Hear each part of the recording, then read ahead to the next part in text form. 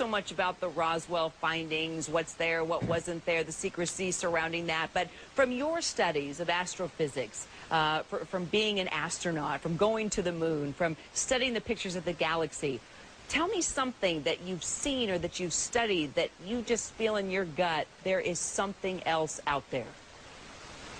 Well, that you're saying it right. It's an intuitive feeling. After looking at the heavens and the modern pictures of the Hubble telescope, from the Hubble telescope, and seeing the complexities and the beauty and recognizing the universe is much more complex and magnificent than our earlier pictures, our earlier understanding would have ever let us imagine. And so that, you're right, that's the intuitive aspect of it. But the real question here that we've been addressing is, have we been visited? Are we, since we are now a spacefaring civilization, having only gone to our own moon, but have our visitors, the aliens, have they come to us? And all the evidence says yes. So what is it that you want to see the Obama administration release? What is it specifically? What do you think is there that we need to see?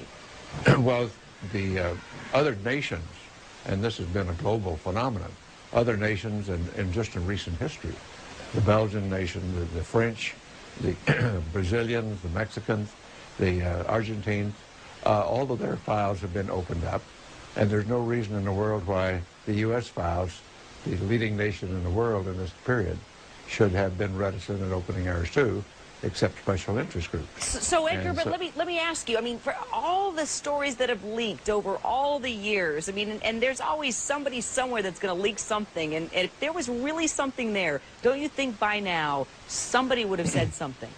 Oh, it has. People have been saying it all along. But for example, just the explanation to the Roswell incident has changed every few years, and a new story comes out. If it were really that simple, if it weren't what it really was, you wouldn't need all of these various stories coming out. And so the attempt to cover this up and to disguise the issue and create misinformation and disinformation is very well recorded. And the documentation from very fine researchers like Dr. Robert Wood and his son Ryan, who've investigated all of the early documents, all point to the same story. Hey, we're not alone here when we've been visited. Well, Edgar Mitchell, I'll tell you what, it fascinates all of us. We'll stay on it, and please let us know if you're able to dig a little deeper and bring us a scoop. Edgar Mitchell, great to see you. Thank you.